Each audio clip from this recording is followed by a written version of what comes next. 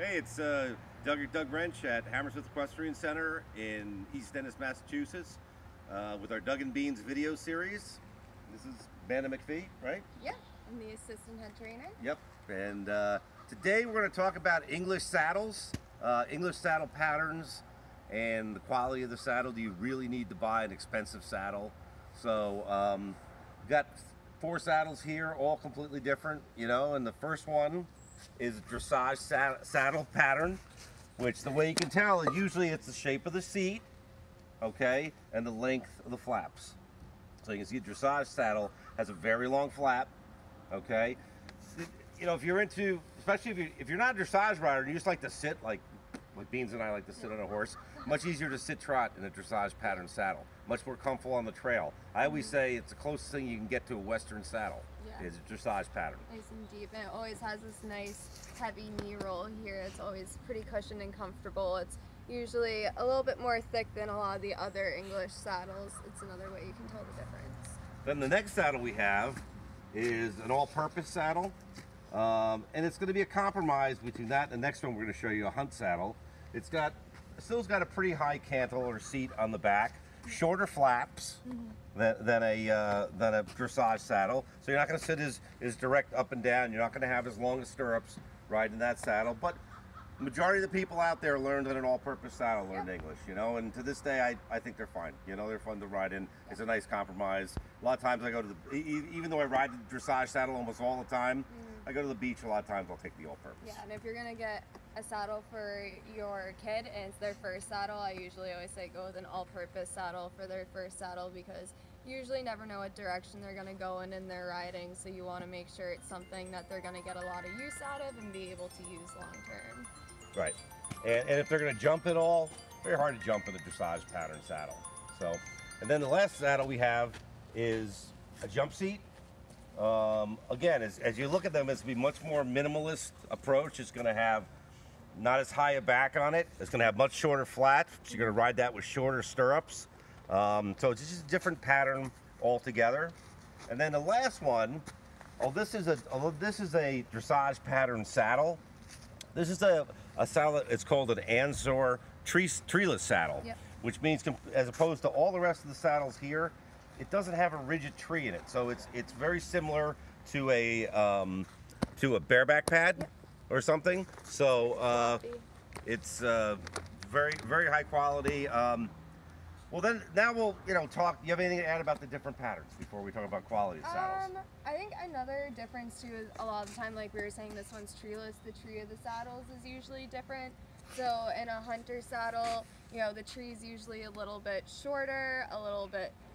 You get a little bit less room for the horse to move its back, I think, usually in the hunt seat, whereas the all-purpose, it has a little bit of a deeper tree here, so your horse's back is going to be able to come up. If you have a horse with high withers, it's going to fit them better. And then the dressage saddle usually has a nice high tree in it to support the saddle and give your horse a lot of room to open up and move their back. Great. Now we'll talk about the quality, and I know Beans was talking about clothing and so forth for saddles and how much you should spend and so forth. This is a Steuben saddle made in Switzerland. Any barn you go to that rides English saddles, they're going to have a Steuben there. I mean, the Steubens, they make thousands of them. Very high. The nice reason they like them for school saddles is leather's very heavy. They're stitched really well. You'll rarely see a Steuben unless it's really worn out, where the stitching's coming apart. So for schooling, they're nice. They hold up forever. You can buy used ones, and you don't have to worry about them falling apart. In terms of quality, I mean, like I said, it's designed to really take a beating, so they're not as comfortable as some of the other better quality saddles. So it's a great school saddle. Maybe not a saddle you want to buy personally. Of course, there's nothing wrong with it. So Steubens, they make them now. They've transformed themselves into a high-end saddle manufacturer. They don't make the school grade saddles anymore. Typically on the market, $200 to $600 for a used Steuben in this kind of shape, and it's going to last you, probably, if it's in good shape like this one, your entire riding career. You'll have that Steuben.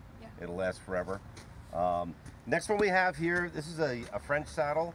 Marcel Toulouse. Kind of the middle of the road. These new are 14 to 1800, something like that. As you can see from this one, they're softer leather.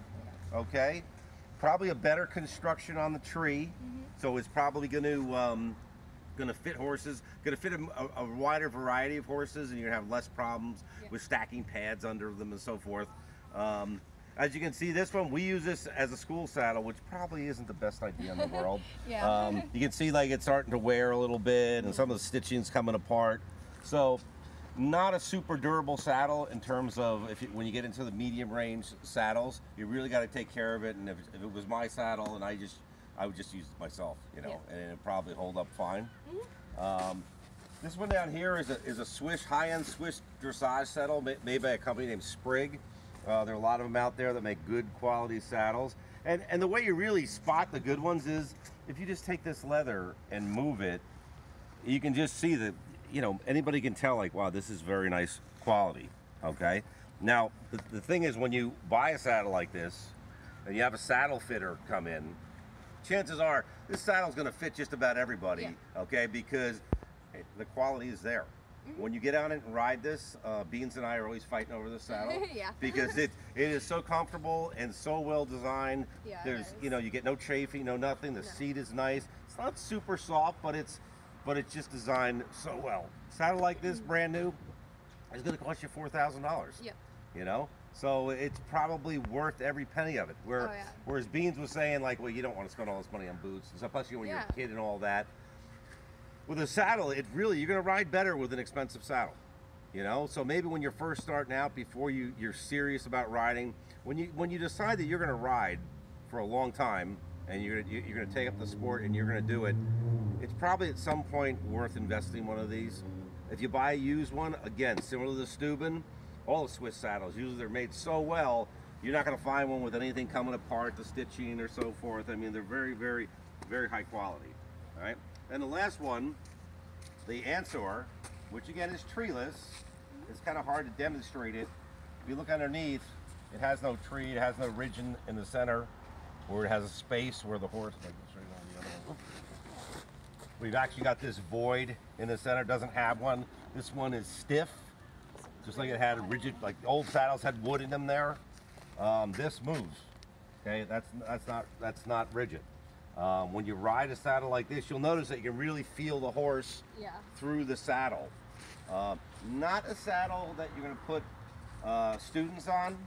I mean, you can have them try it and so forth, but probably not a good idea to do that just because their movement in the seat, the horse is going to feel that more in a treeless saddle. And you want to make sure your horse has a strong back that can support it because, again, it is more like a bareback pad. And it doesn't have that high tree to come off of the horse's spine and withers, so you really want to make sure, you know, if you have a horse with really high withers and a high spine or sway back, this probably wouldn't be the best saddle for your horse. But any horse, you know, that can really stretch out, can bring their back up, this saddle is really amazing for them. Yeah, and saddle fitters and horse chiropractors love the treeless saddles. They do. However, I would have one come in, a saddle fitter come in and make sure you have the right pad. Like we use this, we always have this sheepskin pad on it, and we have it with a gel pad also. We've had it fitted to the horses we use it on. So when you ride it, you'll love it. It's a great saddle. It's very comfortable. Again, this is dressage pattern. It has a nice big seat and so forth. But and again, when you buy treeless saddles, there's two kinds. There's really cheap ones and there's really expensive ones, and there's really nothing in between. I wouldn't go get a $300, $400 a treeless saddle if you couldn't afford the $4,000 for an Answer. I think I'd just forget about it. You know, be careful if you buy an Answer used. You can see inexpensive Answers sometimes, and the problem is that what they call the trauma system inside will need to be rebuilt because the early saddles, they weren't made as well and they had a defect in it.